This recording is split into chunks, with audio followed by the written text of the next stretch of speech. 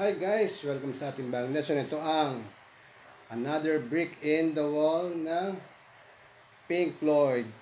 Sa lesson na to, matututunan yung chords, strumming pattern, at meron din siyang mixing riff. Pero bago tayo magsimula, kung bago sa channel na to, please, pakipindot lang ang subscribe button, ganoon rin yung notification bell, para maging updated ka sa mga gagawin ko pang videos na katulad nito. Okay? D minor.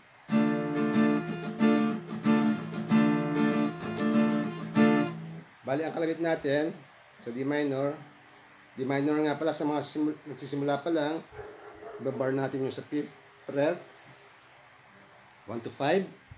Tapos, sa 6th fret, itong middle finger. Sa 7th fret naman itong ring.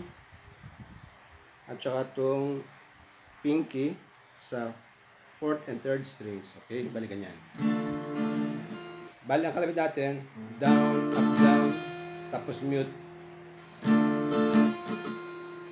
Mute ay down, up. Tapos, down, up.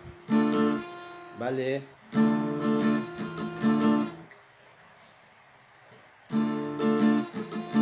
tapos mute ulit, pataas naman, mute, isa lang, tapos down, up. Nakapindot ka na. Bale.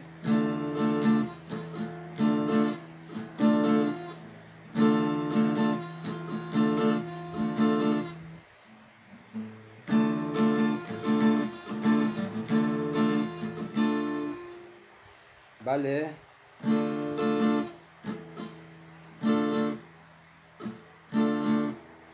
Okay.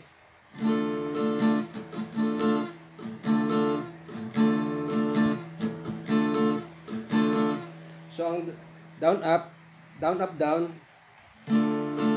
Ang mute natin, down, up. Tapos, kalabit ulit ng down, up. Tapos, mute ulit, isa lang, pataas. Tapos, down, up. Bale. Bale ka na.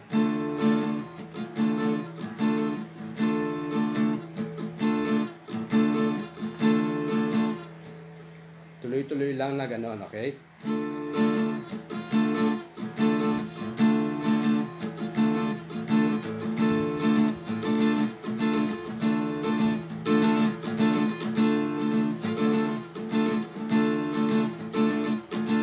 Tapos G.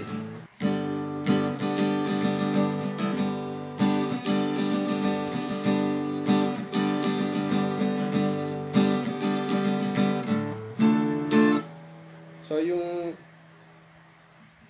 G natin, 4 na beses. Isa, dalawa, lo, 4. Tapos, D minor, down, up. Tapos, yung ating riff,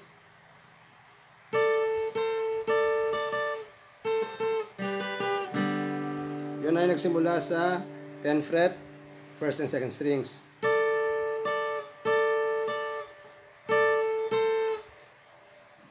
Bale,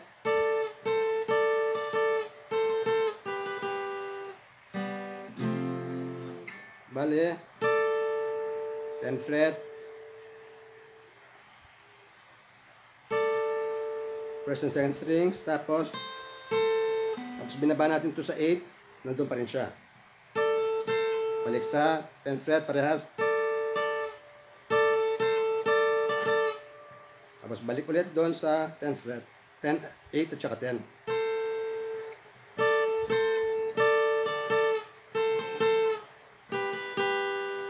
Tapos may open na 3rd and 2nd strings bago habang lumalakbay ang daliri mo pababa sa F. Okay, balikan to.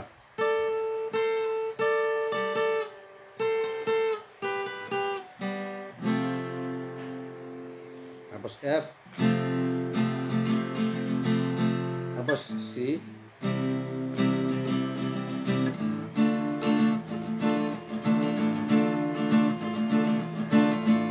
Ulit.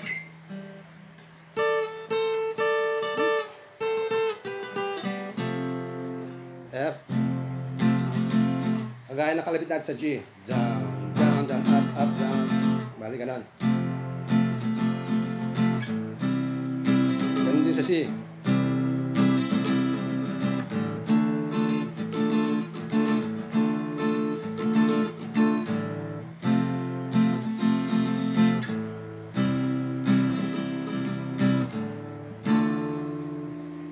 Okay.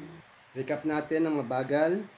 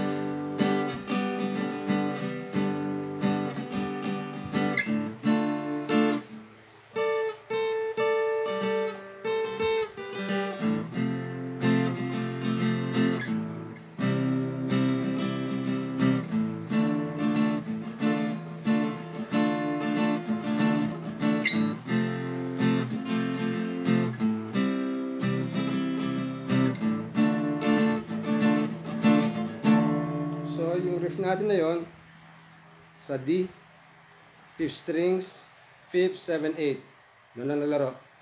5th, 5, 6, 7, 5, 7, 8.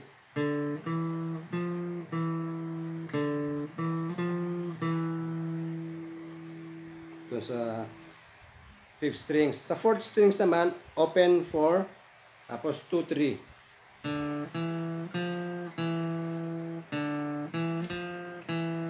Puro D yun, okay? So, hanggang dito lang po ang ating lesson.